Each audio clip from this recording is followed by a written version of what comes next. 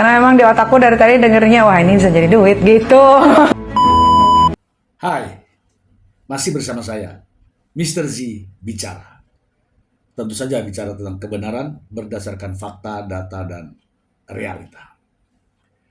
Perseteruan antara Nikita Mirzani dan Dr. Reza Gladis makin kesini makin seru ya. Nikita Mirzani dilaporkan oleh Dr. Reza ke polisi terkait dengan kasus pemerasan dan juga eh, TPPU. Sekarang prosesnya sudah pindah dari penanganan di kepolisian masuk di kejaksaan. Dan kejaksaan nantinya akan dilanjutkan pada proses persidangan. Namun proses persidangan perkara pidana belum dimulai.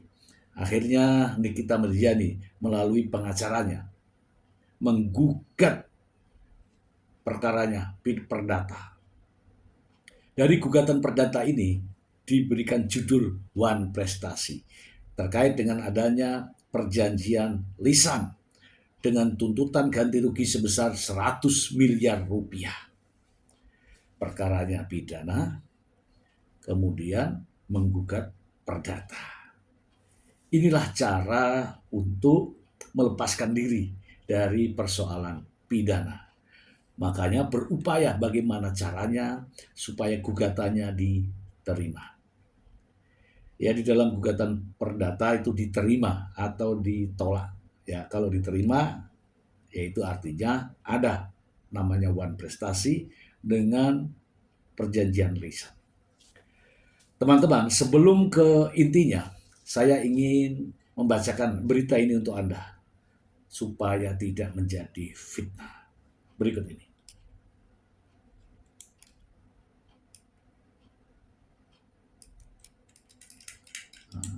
Dari Tribun Seleb, kubu Nikita Mirzani yakin menang gugatan Wan Prestasi Reza Gladis. Sebut punya bukti dan saksi kunci. saya ingat saya ingat kasusnya Mbak Imbong, selalu dikatakan saksi kunci. Ya, nanti ada saksi gembok juga. Kita bacakan saja ya. Tribun News.com Jakarta, artis Nikita Mirzani optimis akan memenangkan gugatan Wan Prestasi yang ia ajukan di Pengadilan Negeri Jakarta Selatan terhadap Dr. Reza Gladis. Keyakinan itu disampaikan oleh kuasa hukumnya, Fahmi Bahmid, yang mengklaim memiliki bukti dan saksi kunci dalam masalah ini. Insya Allah doain saja, karena kami punya saksi kunci, kami punya bukti kunci yang akan kami sampaikan, dan Anda semua kan sudah melihat, mendengar di media sosial bagaimana komunikasi itu antara seseorang dengan seseorang, antara seorang dengan seorang ini, antara Mail dengan Reza Gladis ya. Apa sih komunikasinya? Seperti itu. Jadi komunikasi itu sudah ada dan beredar, dan itu adalah bagian dari proses pembuktian sambungnya. Ia juga menegaskan bahwa adanya penawaran dalam komunikasi tersebut merupakan bentuk dari suatu kesepakatan yang bisa dijadikan dasar gugatan. Tatkala seseorang menawar sesuatu, itu adalah kesepakatan, ucap Fahmi. Terkait nilai gugatan sebesar lebih dari 100 miliar, Fahmi menyebut jumlah tersebut sebenarnya masih tergolong kecil bagi kliennya. Gugatan tersebut berdasarkan dari dampak kerugian yang dialami Nikita Mirzani sebagai public figure atas masalah ini. Yang jelas, gugatan 100 miliar itu karena kita menilai sosok yang dirugikan adalah seorang artis yang bernama Nikita Mirzani. Terlalu kecil dia menuntut 100 miliar rupiah. Harusnya bisa lebih besar lagi, tapi Niki bilang 100 miliar cukup. Udah, biar nanti semampu dia bayarnya. Belum menang, sudah pikirkan bayar. Oke ya teman-teman ya, kita bahas ya bahwa gugatan terhadap Reza Gladis dari Nikita Mirzani, pihak Nikita Mirzani melalui kuasa hukumnya mengatakan yakin menang. Katanya memiliki bukti dan saksi kunci. Tapi teman-teman ingat ya, ini berawal dari adanya laporan Reza Gladys ke polisi, dan polisi akhirnya melakukan penahanan, kemudian dilanjutkan ke proses penyidikan dan berkas perkaranya dinyatakan lengkap sehingga Nikita Mirzani sekarang ini berada di tahanan kejaksaan. Terkait dengan proses gugatan perdata Wan Prestasi, saya tidak tahu yang dimaksud dengan kesepakatan, ya. Katanya kesepakatan dan itu melalui telepon, ya kan, dengan nilai yang sangat fantastis. Itu sih katanya. Saya melihat dari beberapa komentar para netizen, katanya Nikita Mirzani tidak kenal Dr. Reza Gladys. Itu kan katanya, tidak saling kenal. Kenapa ada ini dan itu? Tapi menurut saya ya teman-teman, Nikita Mirzani dan Dr. Reza Gladys serta keluarganya sudah saling kenal, bahkan beberapa tahun yang lalu. Mari kita simak terlebih dahulu ya pernyataan dari sang pengacara Fahmi Bahmid terkait dengan gugatan Wan Prestasi. Berikut ini.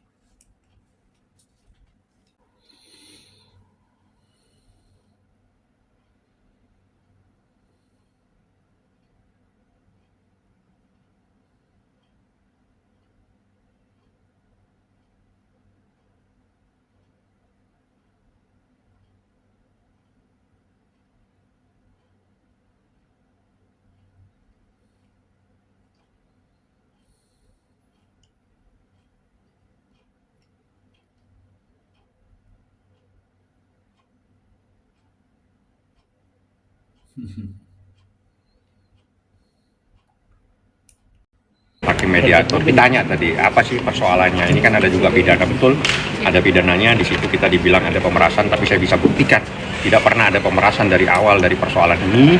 Justru yang ada itu adalah sebuah kesepakatan di mana ada seseorang ingin memberikan sesuatu, dibilang 5 miliar ditawar 4 miliar dan dibagi 2 kali dengan cara pembayaran 4 miliar, 2 miliar dan 2 miliar, dan itu dalam rentang waktu 1 tahun, November ke November. Itu yang saya sampaikan. Dan kami menganggap bahwa dalam proses belum terlaksananya perjanjian tiba-tiba diputuskan dengan cara melaporkan ke kantor polisi. Itulah yang saya sampaikan kepada hakim mediator. Hakim mediator bilang bagaimana caranya mendatangkan Nikita. Gampang, karena Nikita pada hari Selasa tanggal 24 Juni 2025 Nikita dan Ismail Marzuki harus ada di Pengadilan Negeri Jakarta Selatan untuk diperiksa sebagai terdakwa. Saya minta waktu untuk sidang mediasi berikutnya tanggal 24 hari Selasa, tapi pihak daripada tergugat karena ada keperluan di mana dia harus menyerahkan dokumen kepada penyidik, ada kepada penyelidik di Indak, di Treskrimsus Polda Metro Jaya terkait dengan laporan atau korban 4 orang terkait dengan skincare. Jadi akhirnya mereka tidak bisa untuk sidang tanggal 24 karena mereka harus hadir di Polda Metro Jaya, yakni tergugat 1 RJ tidak bisa hadir karena harus di Polda Metro Jaya pada hari Selasa dengan membawa dokumen terkait dengan persoalan skincare yang mengakibatkan dugaan ada korban 4 orang yang diduga ada kaitannya dengan pelanggaran Undang-Undang Kesehatan dan dugaan melanggar Undang-Undang Perlindungan Konsumen. Itu saya sampaikan sehingga tadi diputuskan akan dipertemukan pada tanggal 1 Juli 2025 pada harinya tetap Selasa. Pada hari Selasa akan dipertemukan kembali untuk persidangan tersebut di mana Nikita Mirzani dan Ismail Marzuki harus hadir dan tergugat 1, tergugat 2 wajib hadir pada tanggal 1 Juli. Kami pun juga dimintakan saran supaya mengajukan usulan proposal perdamaian dan sebagainya. Nanti kita lihat. Yang jelas seharusnya hari Selasa ini kita bisa bertemu lagi dengan para pihak, dengan prinsipal, tapi karena mereka harus melengkapi dokumen-dokumen terkait dengan laporan korban 4 orang yang ada di Indak di Treskrimsus, maka mereka minta waktu tanggal 1 Juli 2025. Seperti itulah prosesnya dan keputusannya akhirnya ditunda untuk mediasi pada tanggal 1 Juli 2025. Berarti dua-duanya hadir ya Bang? Harus hadir, seharusnya hadir karena Nikita itu kan wajib hadir karena dia harus dihadirkan untuk perkara pidana. Makanya saya minta supaya harinya sama untuk memungkinkan, memudahkan daripada saya berkirim surat lagi meminta adanya penetapan dari pengadilan. Jadi sekaligus Nikita datang untuk menghadiri sebagai terdakwa, sekaligus dia bisa hadir sebagai prinsipal dalam perkara perdata Wan Prestasi. Seperti itu. Bang, ini terkait sidang perdatanya gimana nih Bang? Ya ini yang saya jelaskan tadi. Artinya tadi pihak majelis masih memberikan waktu lagi? Ya, jadi majelis tadi menyarankan semua, jadi dia minta supaya pihak datang. Saya bilang gampang, sepanjang sidangnya hari Selasa. Karena di dalam perkara pidana sudah dijadwal sidangnya hari Selasa, maka tanggal 24 sidang pertama pembacaan dakwaan, sidang berikutnya itu adalah eksepsi dari kami, berarti tanggal 1 Juli. Nah, di situ nanti akan dipertemukan dan saya akan meminta waktu supaya Nikita bisa hadir lebih pagi supaya bisa bertemu dengan mereka.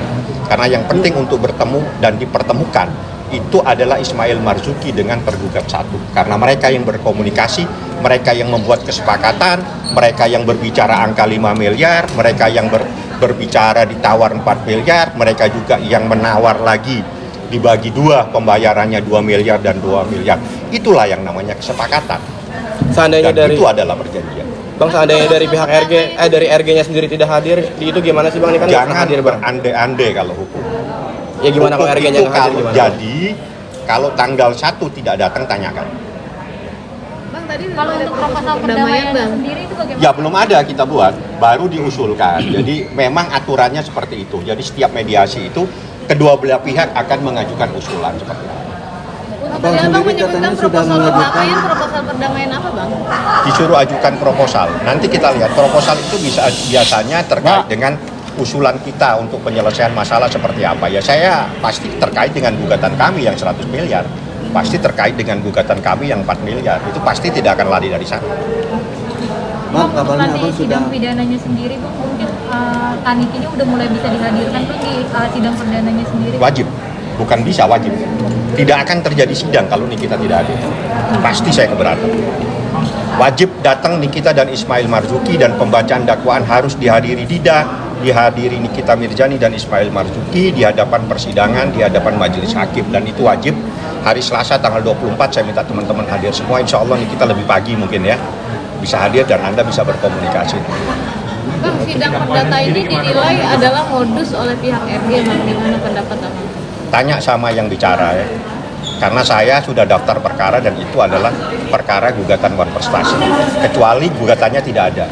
Anda tanya sama dia. Bang, kesepakatannya ada hitam di atas putih Bang? Kan sudah dijawab. Kesepakatan itu bisa lisan, bisa tertulis. Dan itu terkait dengan pembuktian. Pembuktiannya bukan hari ini. Hari ini adalah membahas mediasi. Ada lagi? Bang, optimis apa sih Bang nih sidang Wan Prestasi bakal kita menangin nih? Insya Allah. Doain saja. Karena kami punya saksi kunci, kami punya bukti kunci yang kami akan sampaikan. Dan Anda semua kan sudah lihat, mendengar di media sosial. Bagaimana komunikasi itu antara seseorang dengan seseorang. Anda kan tahu semua. Apa sih komunikasinya di situ? Ya, itulah pernyataan dari Fahmi Bahmid.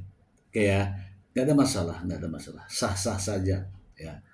Tetapi alangkah baiknya ketika menjadi seorang advokat untuk mendampingi kliennya tidak menjanjikan akan kemenangan.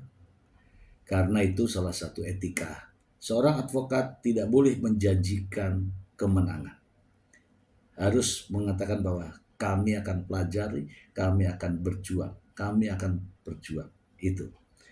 Teman-teman banyak juga yang mengatakan bahwa terjadi pemerasan, tidak. Kan mereka tidak saling kenal. Siapa bilang tidak saling kenal?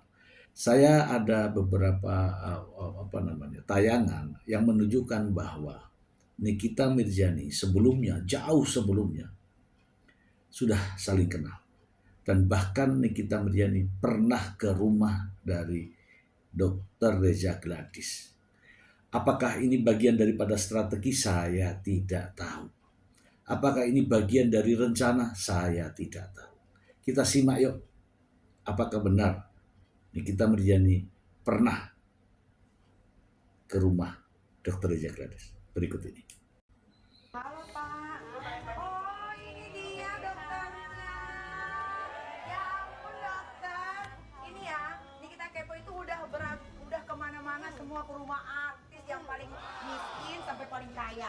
udah semua, yang setengah kaya juga ada. Tapi aku tuh nggak pernah dijabu sama staff-staff yang begitu banyak seperti ini.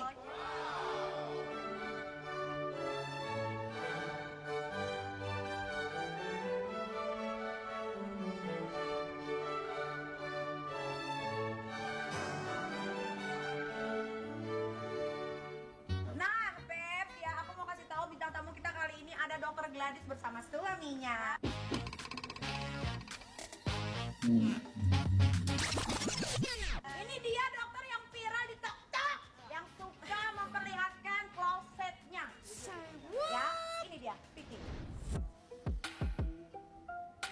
Ini dia Beb, Dokter Reza Gladys atau yang akrab dipanggil Dokter Gladys, seorang dokter kecantikan yang viral di TikTok karena memiliki wajah yang glowing dan kekayaan yang melimpah ruah. Dokter Gladys semakin viral berkat video room touring rumahnya dan memperlihatkan barang-barang branded koleksinya. Seperti apa kemewahan yang ada di rumah Dokter Gladys? Yuk ikutin terus, Beb. Itu kenapa sih, Dok, suka memperlihatkan barang-barang mewah? Ada kerjaan waktu pas pandemi. Oh Sebenarnya gitu. kayak gitu. Jadi dari iseng-iseng ternyata jadi viral sampai sekarang. Jadi disengajain aja gitu. Ya terus dia jadi terkenal di pajakan. Oh iya. Alhamdulillah ya. Iya benar-benar. Nah ini kan dari 23 orang ini kan semua ada bagian-bagiannya ya, Dok ya. Coba kita kesini dulu Bebs ya.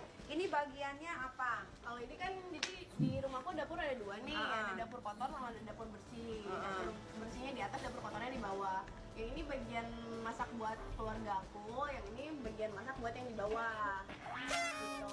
Kalau yang ini dia asisten suami aku. Oh gitu. Coba kita kesini. Ini bagian apa ini? Personal assistant. Ya, kalau ini dia asisten aku. Personal assistant. Ini loh, fashion stylist, Beb. Oh, jadi Karen Dilano minta maaf, kamu lengser. Kita punya fashion stylist di sini namanya Mbak Rizky Fauzia. Fashion stylist itu ngapain aja kerjanya? Siapin bajunya buat ibu, buat bapak, cetak-cetakin baju. Luar biasa. Gila, aku aja nggak punya loh. I mean like for every days aku tuh semua sendiri aja gitu. Oh ini ada, terus kalau ini Dia lebih ke home helper, oke, bersih-bersih, samping lain itu juga, oke.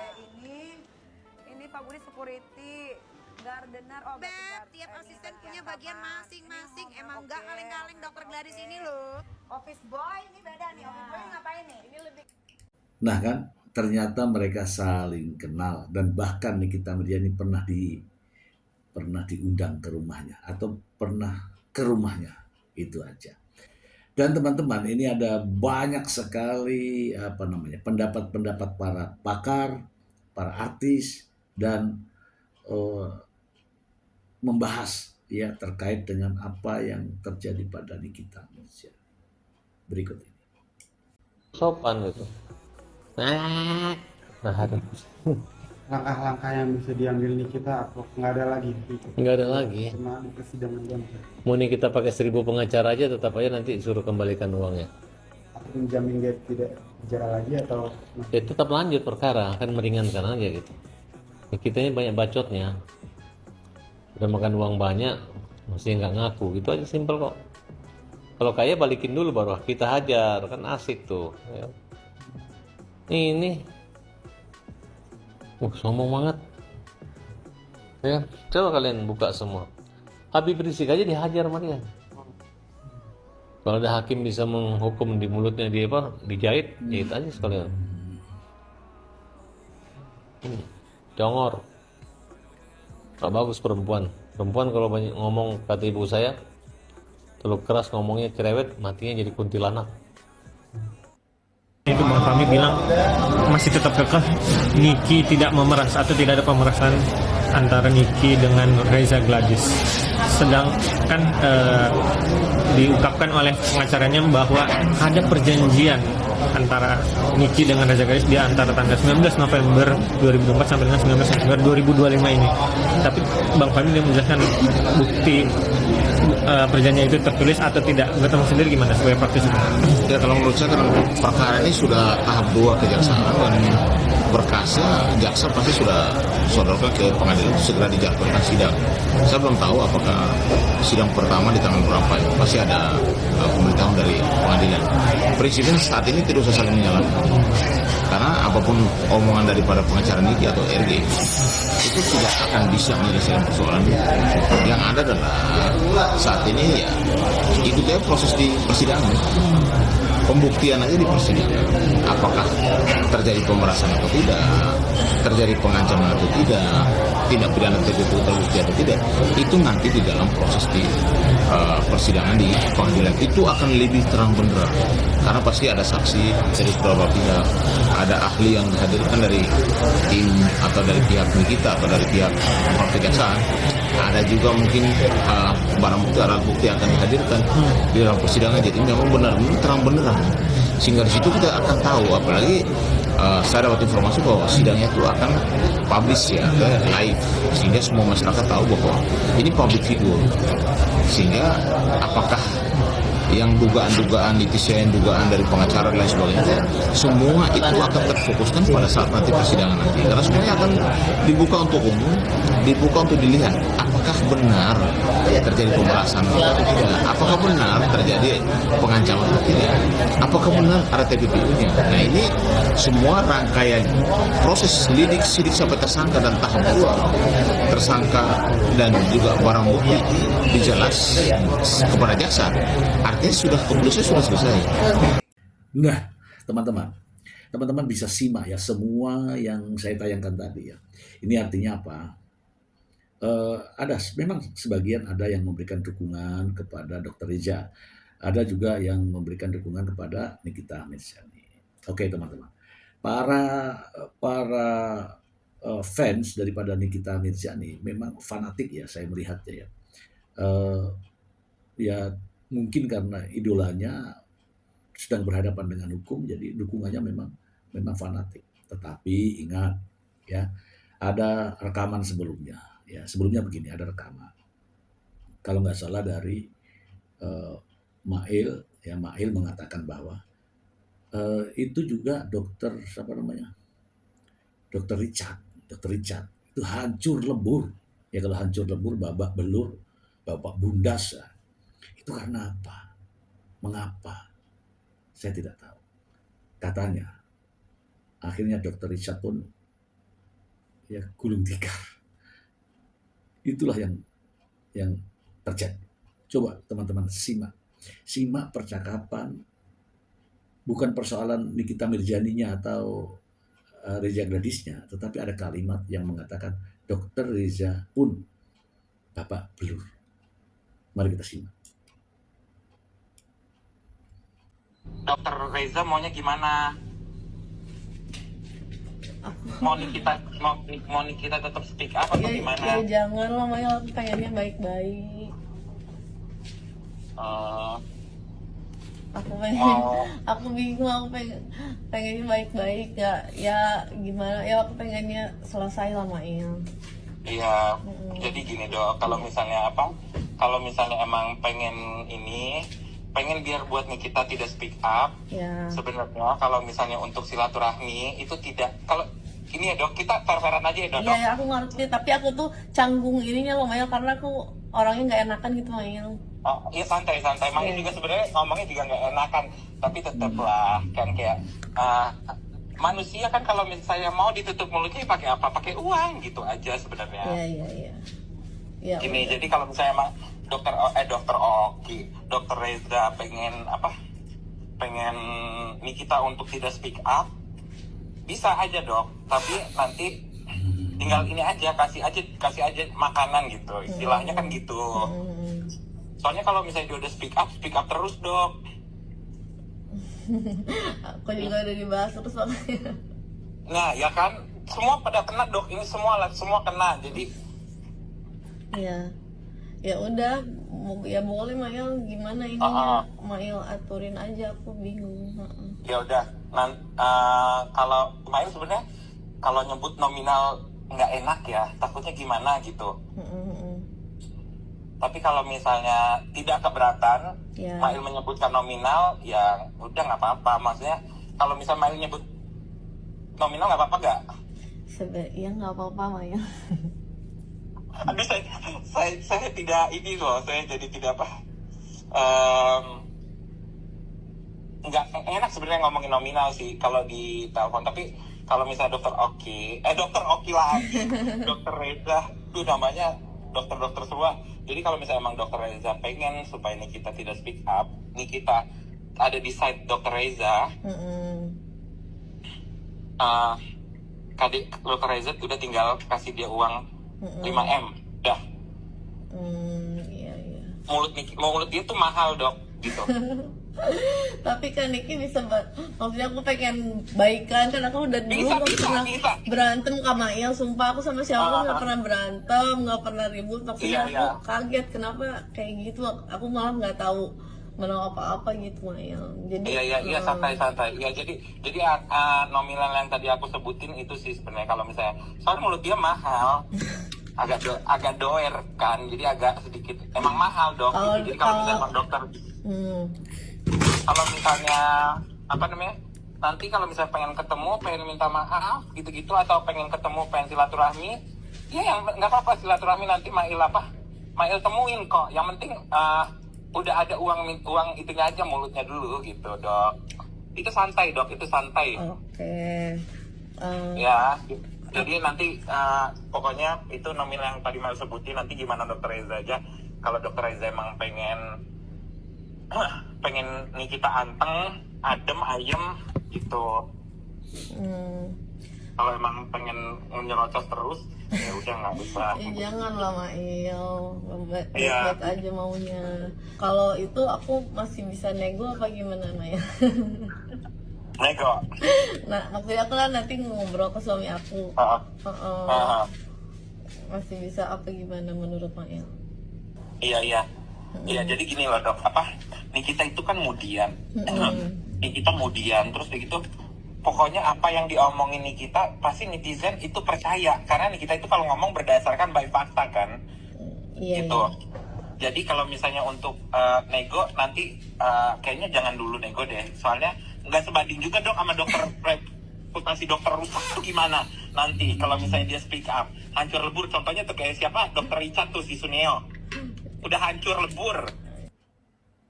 Dan memang benar, Nikita Mirjani tidak ada rasa takut. Mengapa demikian saya juga tidak tahu. Karena mungkin Nikita Mirjani benar. Karena mungkin Nikita Mirjani tahu persis apa yang akan dihadapi. Mari kita simak bersama. Temuan itu gimana sih dok pada? Saya tahu semua. Kan sempat ditantang juga kan sama dokter itu. Sebenarnya saya tahu semua ceritanya lengkap. Saya tahu juga semua lah, pokoknya dari A sampai Z, baik modusnya atau apapunnya. Tapi saya menolak untuk berbicara. Ada waktunya nanti untuk berbicara, tapi bukan sekarang waktunya. Biar polisi saja lah yang menentukan, bukan aku yang menjawabnya. Ya. Kalimat polisi itu? Aku nggak mau menjadi rusuh dan ribut lagi di media sosial sih. Jadi biar polisi aja yang jawabnya, benar ataupun salah, biar mereka aja yang menentukan. Saya diduga diperas oleh, ada waktunya nanti aku akan berbicara tapi tidak sekarang. Sebenarnya aku pengen ngunjungin sih sebenarnya. Ya siapa tahu kan bisa menjalin silaturahmi. Saya tidak bisa mengulas satu persatu ya, karena begitu panjang perjalanan ini ya, terkait dengan skincare dan sebagainya. Tidak bisa itu skincare dibuktikan ya, dibuktikan spontan gitu loh ya. Misalnya hari ini pakai, besok mengalami sesuatu. Tidak. Skincare itu kan dipakai tiap hari. Pemakaian ini berakibat pada sekian tahun yang akan datang. Bukan sekali pakai, besok berakibat. Bukan begitu. Tetapi secara teknis saya tidak bisa menjelaskan. Ya. Saya tidak bisa menjelaskan karena saya juga nggak pernah pakai dengan skincare itu.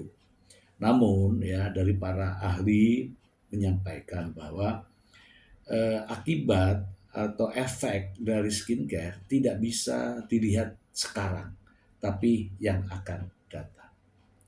Oke teman-teman ya, menutup bahwa proses perkara pidana tanggal 24 Juni ini, ya, Nikita Mirzani akan dihadapkan ke persidangan dan jaksa akan melakukan tugasnya, yaitu membacakan dakwaannya. Kira-kira apa saja dakwaannya? Yang saya tahu ya teman-teman, dakwaan dari proses penyidikan pada saat itu, Nikita Mirzani dipersangkakan dengan pasal pemerasan, kemudian ada juga penggelapan mungkin ya, kemudian ada juga undang-undang ITE ya terkait dengan TikTok ya, live TikTok atau live Instagram saya tidak tahu. Kemudian ada juga terkait dengan tindak pidana pencucian uang. Ya kalau dihitung-hitung ancamannya memang sangat tinggi, 20 tahun penjara. Namun demikian kita akan ikuti terus ya proses perkembangan pembuktian sampai pada vonisnya. Dan ini ya, kita semua ini ya belajar dari sini. Bolehkah seseorang yang tidak memiliki kapasitas apapun itu menerima sejumlah uang hanya karena mereview produk? Bolehkah demikian? Ikuti terus perkembangan dari kasus ini. Semoga bermanfaat. Terima kasih. Bye.